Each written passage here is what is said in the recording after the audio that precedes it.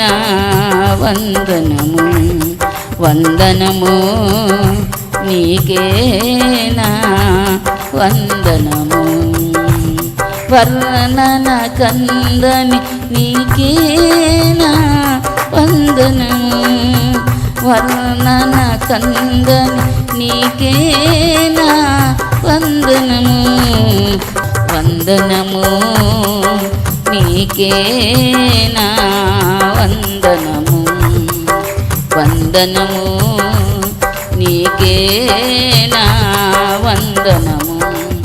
నీ ప్రేమ నేనేల మరతూ, నీ ప్రేమ వర్ణింతునా, నీ ప్రేమ నేనేల మరతూ, నీ ప్రేమ వర్ణింతునా.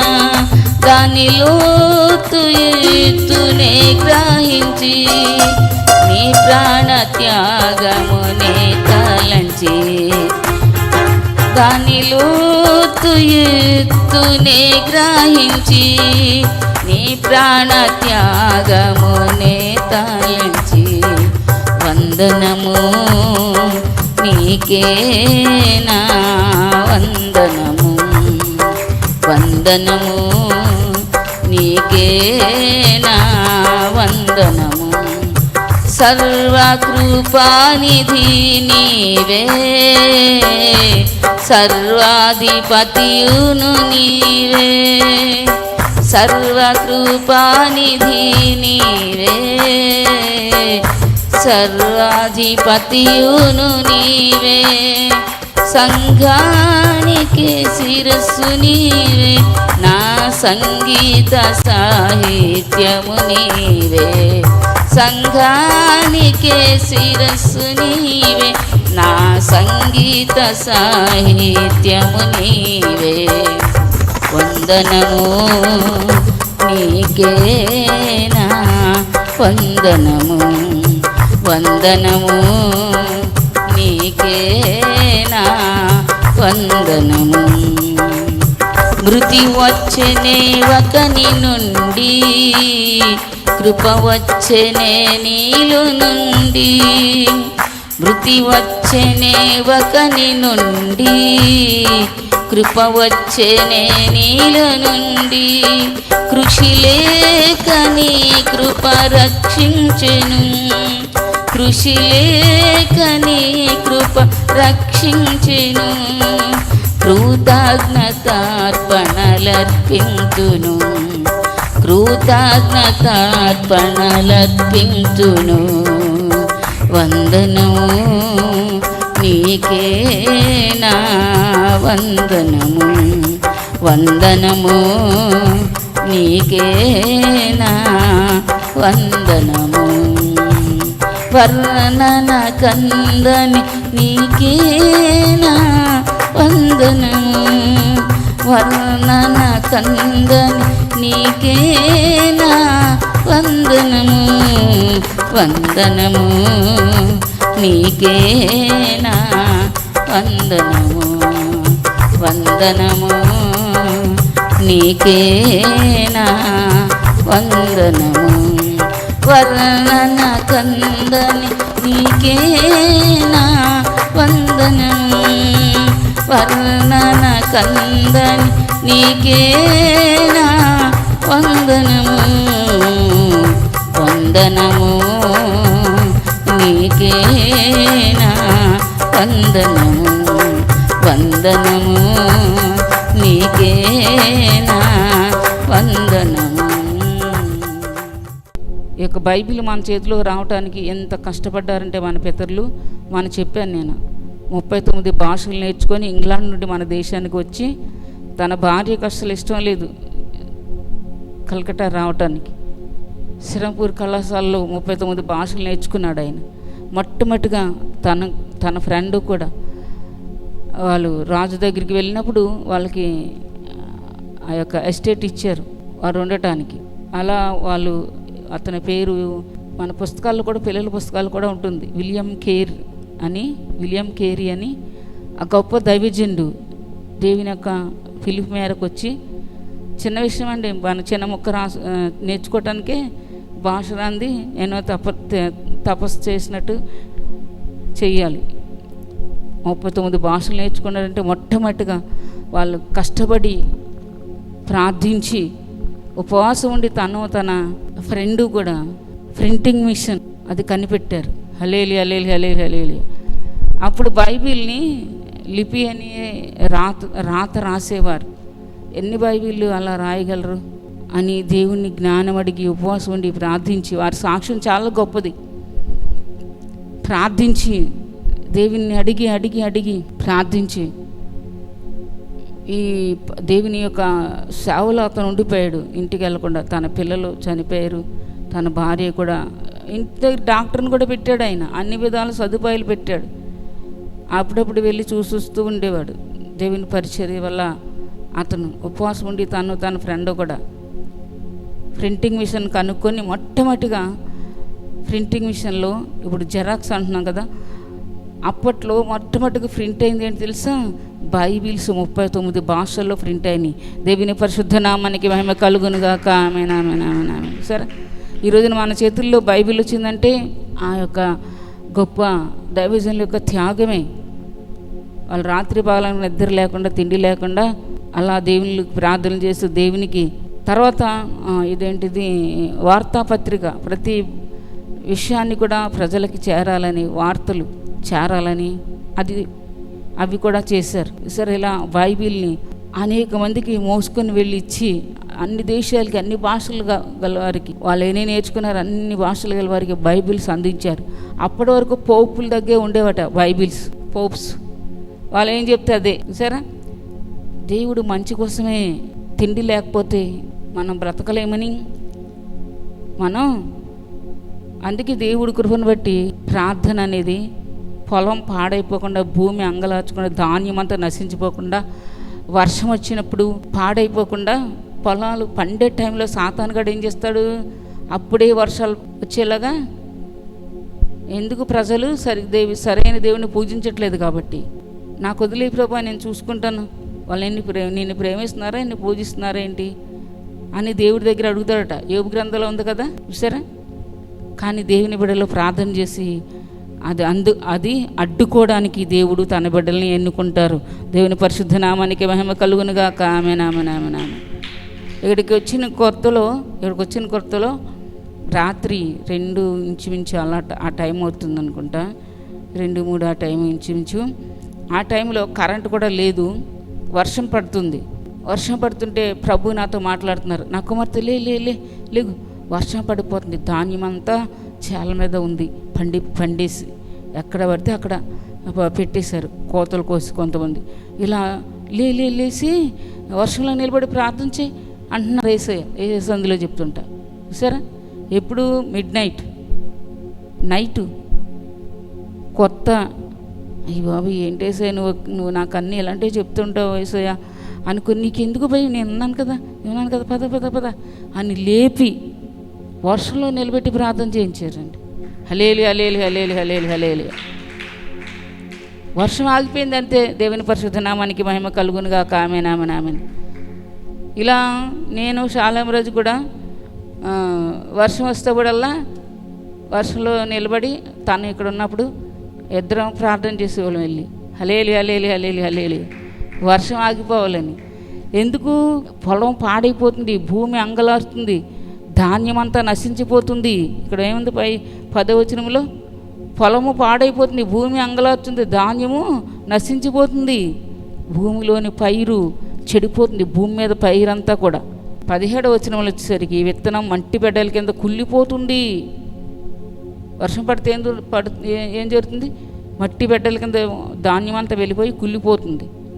బైబిల్ ఉంది కదా, హలేలి హలేలి హలేలి హలేలిగా.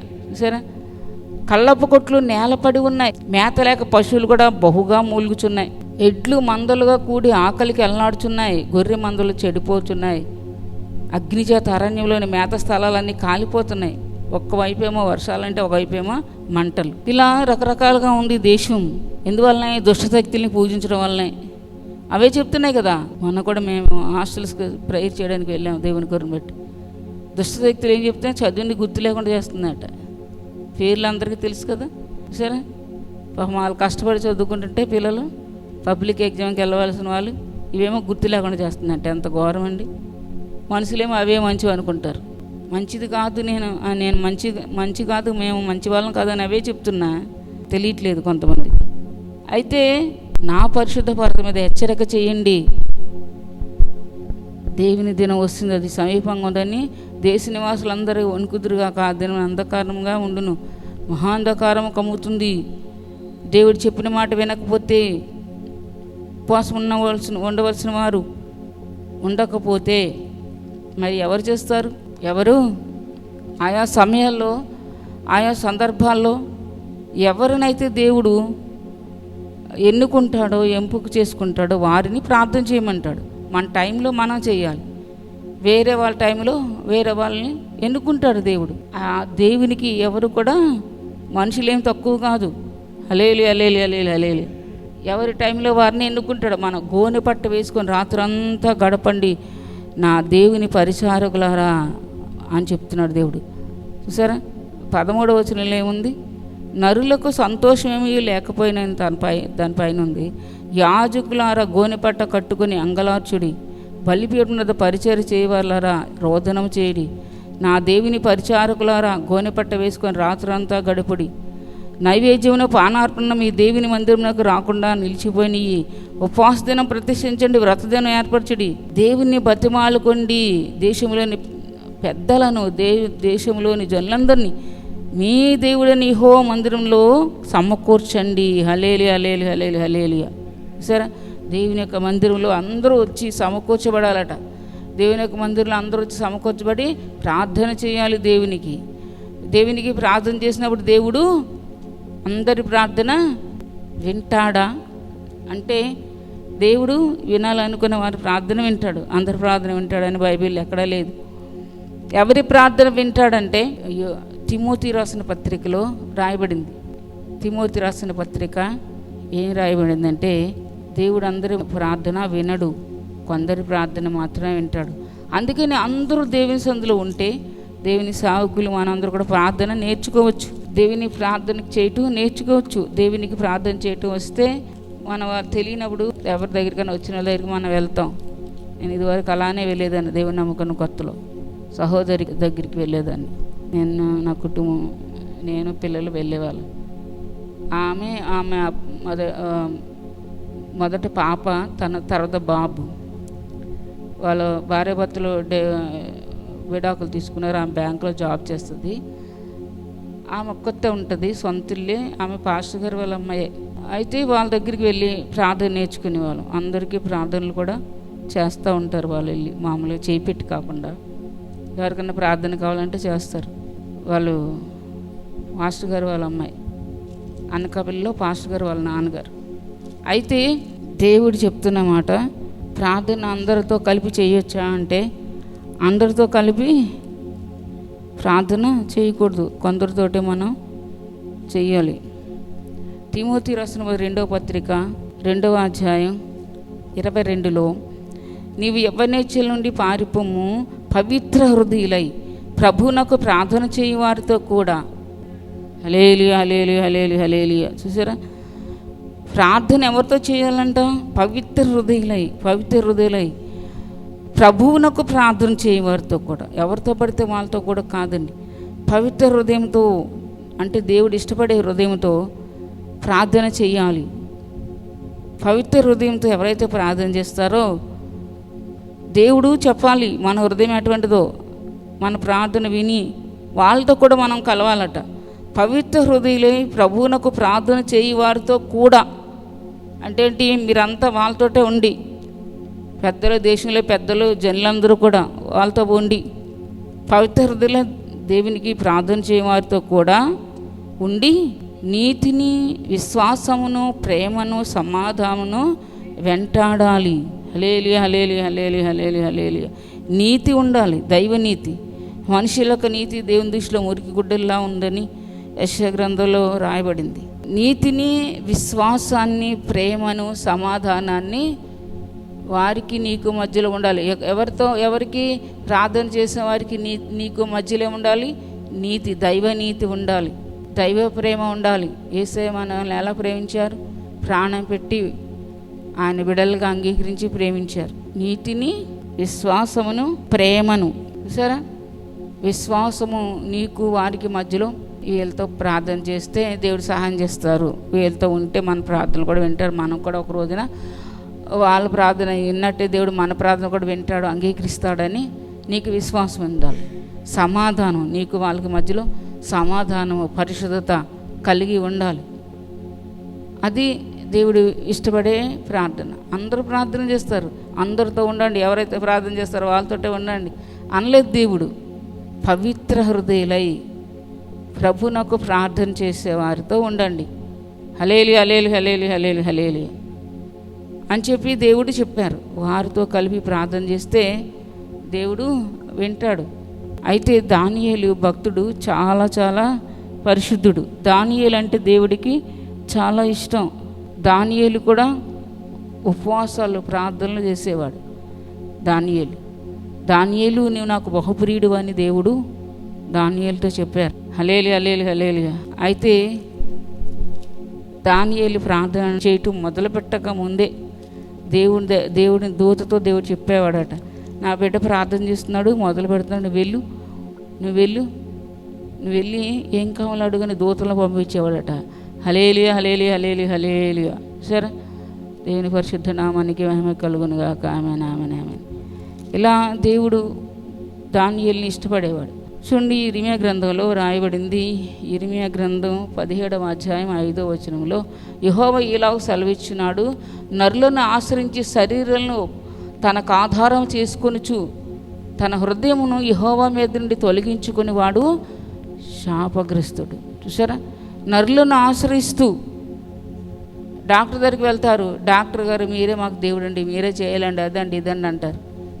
స్వస్థత కోసం వెళ్ళేవాళ్ళు. చూసారా? లేకపోతే వాళ్ళు సహాయం చేస్తారు, వీళ్ళు సహాయం చేస్తారని ఏదో సహాయం కోసం నరుల వైపు ఆశ్రయిస్తూ ఉంటారు నరులను. దేవుడు ఏం చెప్తున్నారు?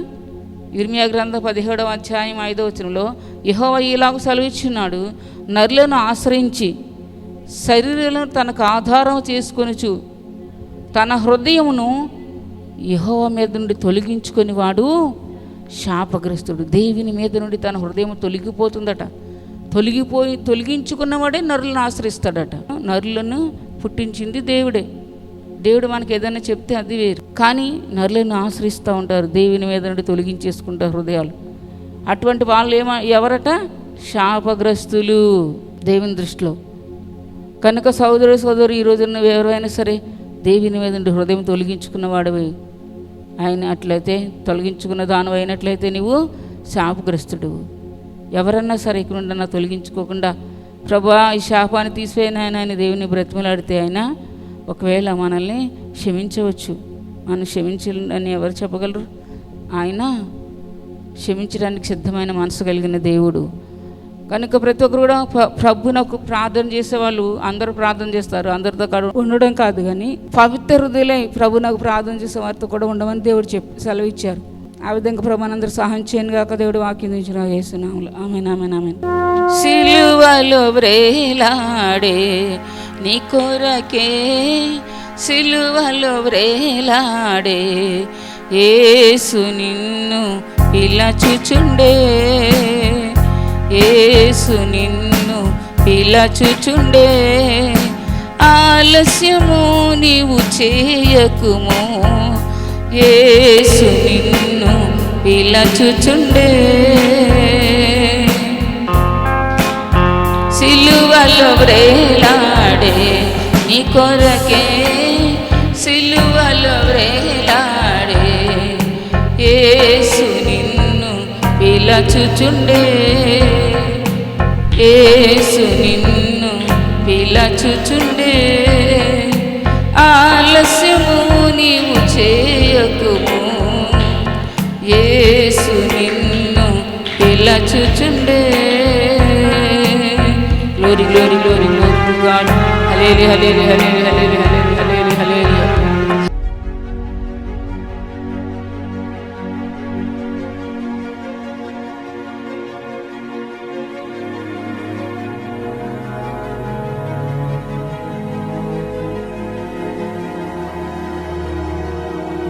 ఒక్కరోజు మాత్రం నాకు జ్వరం వచ్చింది. ఆ జ్వరంలో ఊళ్ళో చూపించుకున్నాను. దగ్గు వచ్చేసింది. దాని అమ్మటే దగ్గు వస్తే మా అమ్మకి నాకు కొంచెం నెమ్ముందని మళ్ళీ సలపలు తీసుకొచ్చారు మా వాళ్ళు. అక్కడికి వచ్చేదలికి రక్త పరీక్ష చేసి ఇవన్నీ చేసేదలికి నా రక్త కణాలు పడిపోయి పేట్లు పడిపోయినాయి అని చెప్పారు వాళ్ళు. సాయంత్రం 17లోకి వచ్చినాయి అన్నారు. మాట్లాడలేను, దగ్గలేను, సాలి ఆయాసం. వాళ్ళు చెప్పే మాటలు చాలా డేంజర్గా చెప్పేస్తున్నారు. ఈ అమ్మాయి ఈ పరిస్థితిలో ఉందంటే ఈ అమ్మాయి ఇలా ఉంటాకి కుదరదు, చాలా డేంజర్లు తీసుకొచ్చారని చెబుతున్నారు. అయినప్పటికీ వాళ్ళు చేసే వైద్యాన్ని బట్టి, వాళ్ళు చేస్తున్న నా పరిసరాలను బట్టి దేవుడు నన్ను అట్ట నిలబెట్టాడు. కానీ రేత్రి నిద్ర లేదు, సాలి ఆయాసం, మాట్లాడలేను, తినలేను, తాగలేను, శాంతం బలహీన పడిపోయాను ఆ రోగంలో నేను. అయితే మా మనవడు భీమార్జున మనవరాలు అమ్మగారు చెప్పి ప్రార్థన చేపిద్దాం, మా అమ్మకి తగ్గిపోతుంది అని చెప్పి వాళ్ళు చెప్పారు. అలాగేనయ్యా చేయించండి అన్నాను. అయితే అమ్మగారికి ఫోన్ ద్వారాగా మాట్లాడారు.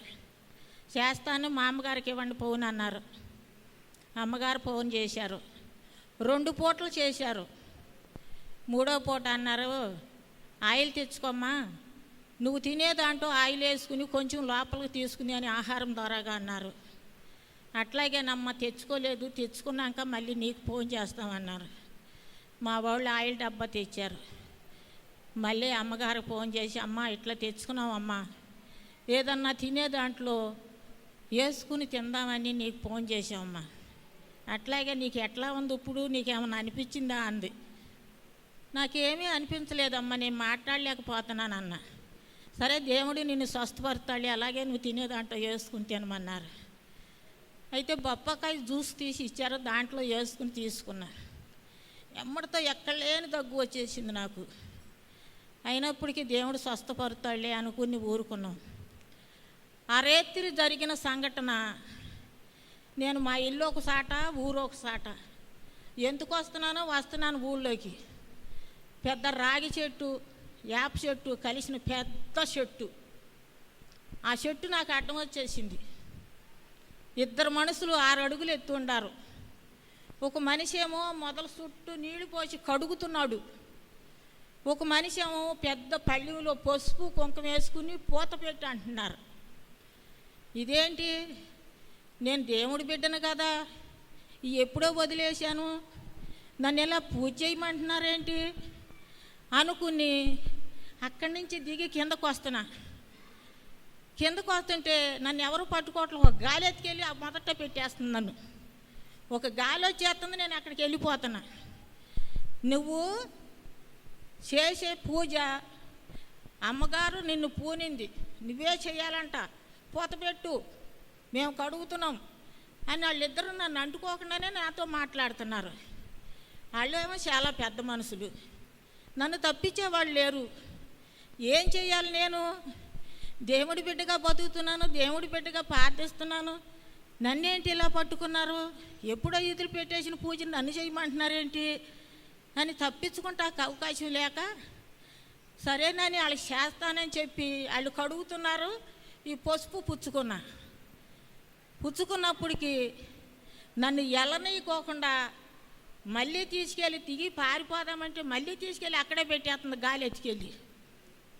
నాకు భయం వేసిపోయింది. అయ్యా, నేను నీ బిడ్డగా బతుకుతున్నాను కదా, నా భక్తి సేవితం, నా భక్తి కూడా ఇలా పాడు చేస్తున్నారు.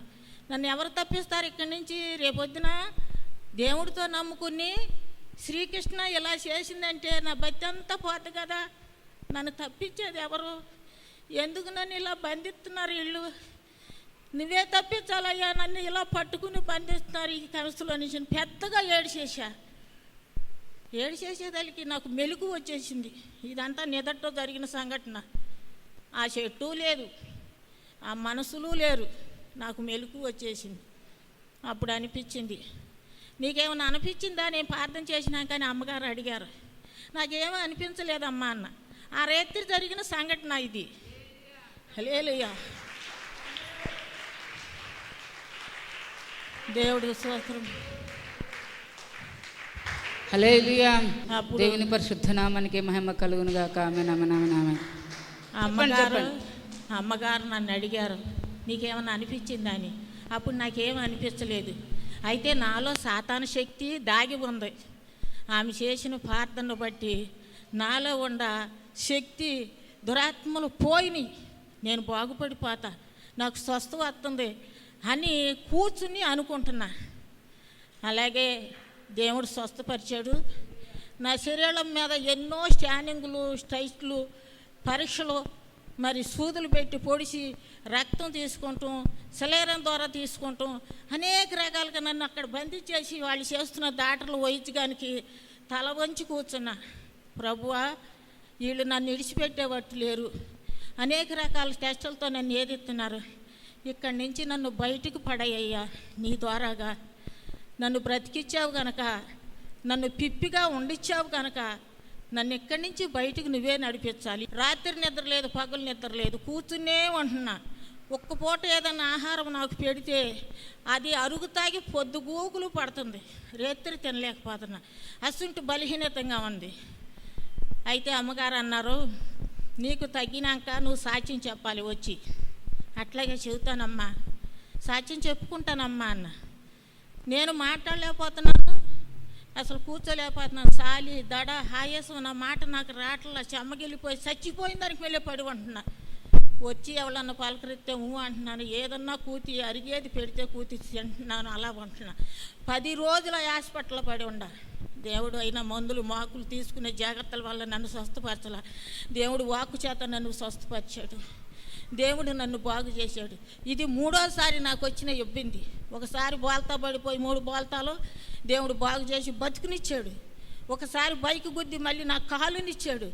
ఈసారి సాయంత్రం చివరిదాకా వెళ్ళిపోయా చచ్చిపోతాకి. అలాంటి దాన్ని నన్ను బాగు చేసి పిప్పిగా అయినా నన్ను దాచి నా ప్రాణంలో ప్రాణం పెట్టి దేవుడు నన్ను స్వస్థపరిచి సాక్షిగా నిలబెట్టి. మా మనవడు అంటున్నాడు, మా అమ్మ నువ్వు సాక్ష్యం చెప్పాలి, అమ్మగారు రాలేదంటారు, నువ్వు వచ్చి సాక్ష్యం చేస్తే ఓసారి అమ్మగారు ప్రార్థన చేస్తారు. వస్తానయ్యా, నేను సాక్ష్యం చెప్పుకొని ఎక్కడికి వెళ్ళను, నేను నీ మందిరానికే వస్తా, అమ్మగారి మందిరానికే వస్తా, నాకు ఆ మాత్రం అవకాశం ఆమె ఎప్పుడో ఇచ్చారు. ఇక్కడ సాక్ష్యం చెప్పినాకే నేను మా ఇంటికి వెళ్తానయ్యా, నాకు మాట్లాడే అవకాశం ఇవ్వాలి, దగ్గుతున్నాను, మాట్లాడలేకపోతున్నాను, సగం సాక్ష్యం చెప్పనయ్యా, నేను పూర్తి సాక్ష్యం చెబుతాను అని మనవడికి చెప్పుకున్నా. ఆ సాక్ష్యం చెప్పుకునే అవకాశం వాళ్ళకి ఇచ్చాడు దేవుడు నాకు. చాలా అవకాశం ఇచ్చిన అమ్మగారు కూడా నా హృదయపూర్ణ వందనాలమ్మ. కూర్చోండి. హల్లెలూయా. చూడండి, ఎంతో బాగోలేదు, నాకు తెలీదు తన హాస్పిటల్లో ఉన్నట్టు. తీసుకెళ్ళి 4-5 రోజులకు ఫోన్ చేశారు. ఆ విధంగా దేవుడు కృపను బట్టి ఒక్కసారి ప్రార్థన చేస్తేనే అందరికీ స్వస్థిస్తాడు దేవుడు. 2సారి ప్రార్థన చేయించారు, ఏసు రక్తం వాడమని చెప్పాను. అడిగి నాకు అడగాలనిపించింది, మీకు ఇప్పుడు ఎలా ఉందో ప్రార్థన చేశా కానీ. హల్లెలూయా. అదే రోజు దేవుడు తనకి దర్శనం చూపించాడట. అందరు చప్పట్లు చూపించుదాం. Glory glory glory glory glory glory glory to God. దేవుడు అంత అద్భుతంగా తనని స్వస్థపరిచి, డాక్టర్స్ కూడా స్వస్థత కలగదు అన్నట్టుగా అంత అపనమ్మకం వచ్చేసింది. అటువంటి స్థితిలో ఉండి దేవుడు ఆవిడ లేవనెత్తి ఈ రోజున అసలు రావటం ఇక్కడికే రావాలి, కొన్ని రోజులు అయిపోయింది ఆవిడ హాస్పిటల్ నుండి వచ్చి. కానీ ఈ రోజునన్నా దేవుడు, నేను అడిగాను సాక్ష్యం చెప్పాలని చెప్పాను కదా, చెప్పలేదేంటి వచ్చి అని. ఇక్కడికి వచ్చి సాక్ష్యం చెప్పిన ప్రతి ఒక్కరికి కూడా అనుకున్న వాళ్ళు అనుకున్నట్టుగా చెప్పాలి. దేవుడు అపవాదిపై జయమిస్తారు. హల్లెలూయా. వారు గొర్రెపిల్ల రక్తం బట్టి తాము ఇచ్చిన సాక్ష్యం బట్టి వాని అనగా అపవాదిని జయించారనుంది ప్రకటన గ్రంథం 12:11. అపవాదిపై ఎప్పుడు జయం వస్తుంది మీకు సంపూర్ణంగా? ఆ తల్లిగారు ఇప్పుడు సాక్ష్యం చెప్పారు కాబట్టి ఆ తల్లిగారికి సంపూర్ణంగా యేసయ్య ఆరోగ్యం ఇచ్చారు. అందరూ చదువుకుందాం వచ్చుదాం. Glory glory glory glory glory glory glory glory to God. తండ్రి నీకే మహిమ యేసు నామములో.